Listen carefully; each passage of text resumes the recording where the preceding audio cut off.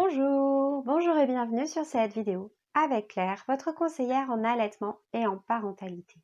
J'avais envie d'échanger avec vous ce matin sur la question des rituels. Je suis sûre que vous en avez entendu parler.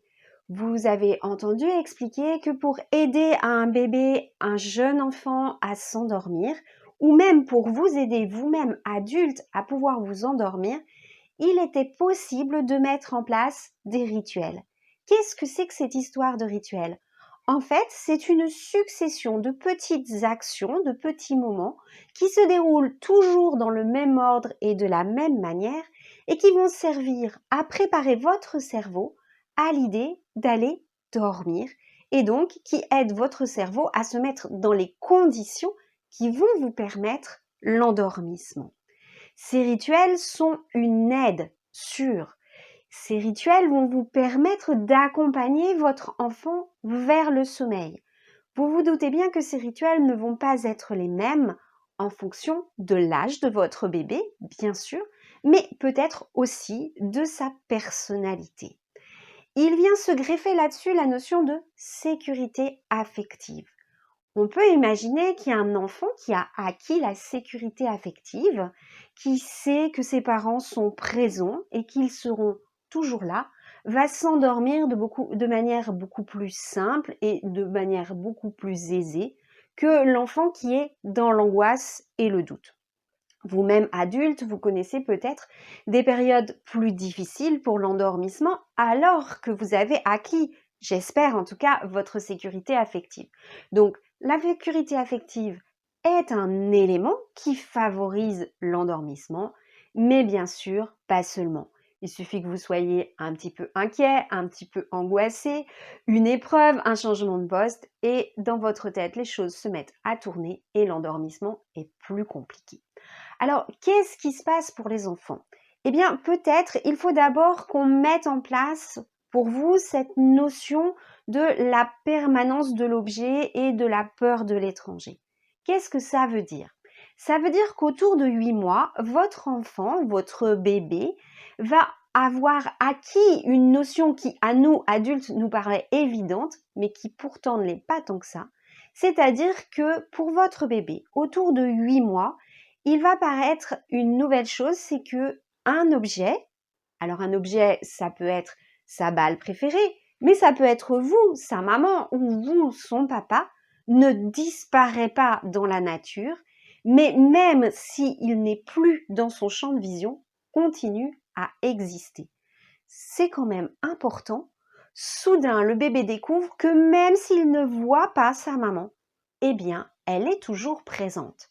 Avec la sécurité affective, même s'il ne voit pas sa maman, même s'il ne se voit pas sa figure d'attachement, sa maman, son papa, une grand-mère, une tante, une nounou, eh bien, elle est toujours présente et au moindre appel, au moindre besoin, elle va pouvoir venir le réconforter.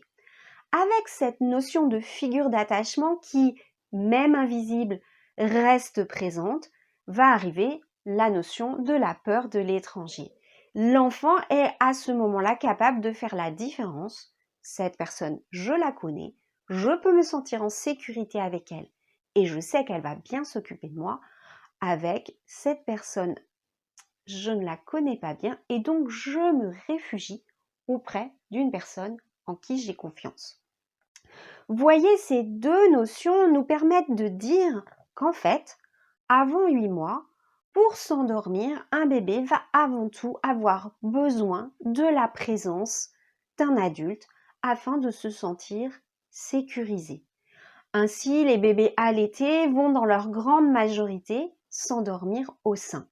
Ils vont pouvoir s'endormir et vous pourrez ensuite les poser dans leur lit. On peut se questionner, est-ce que s'ils s'endorment au sein, quand ils vont se réveiller, ils ne vont pas à nouveau rechercher ces circonstances d'endormissement? Oui et non. Certains vont pouvoir replonger dans le sommeil sans chercher vraiment à téter. Par contre, peut-être une main posée sur leur ventre, une voix qui leur murmure que tout va bien, va leur permettre de s'endormir plus facilement.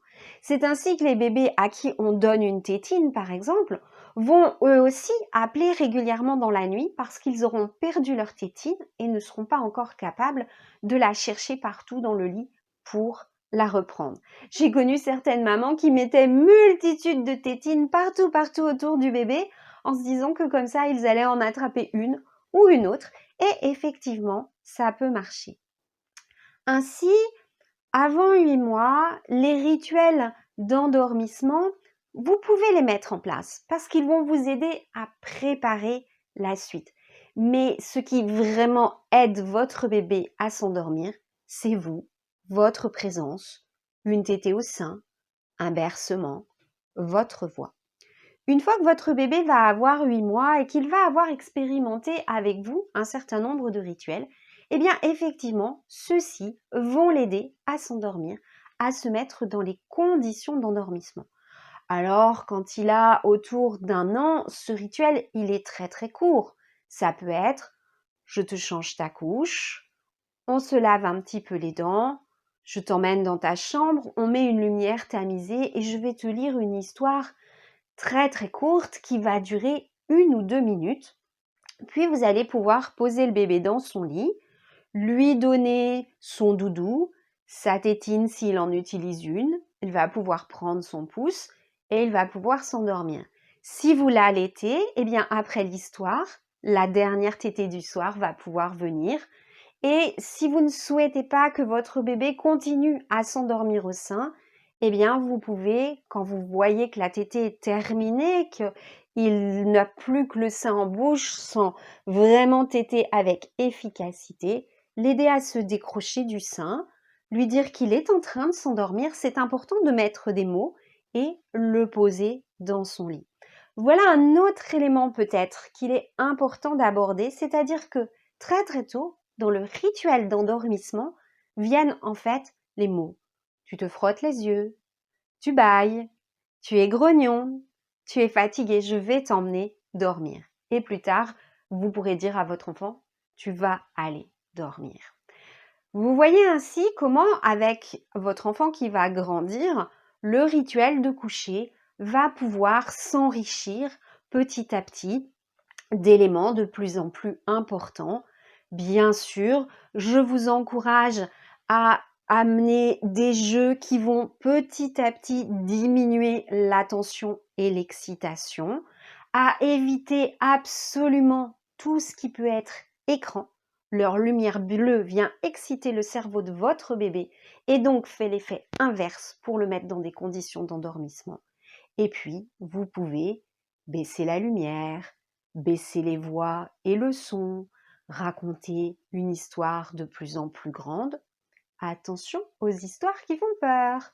Choisissez plutôt des histoires rassurantes et accompagnez votre bébé vers le sommeil.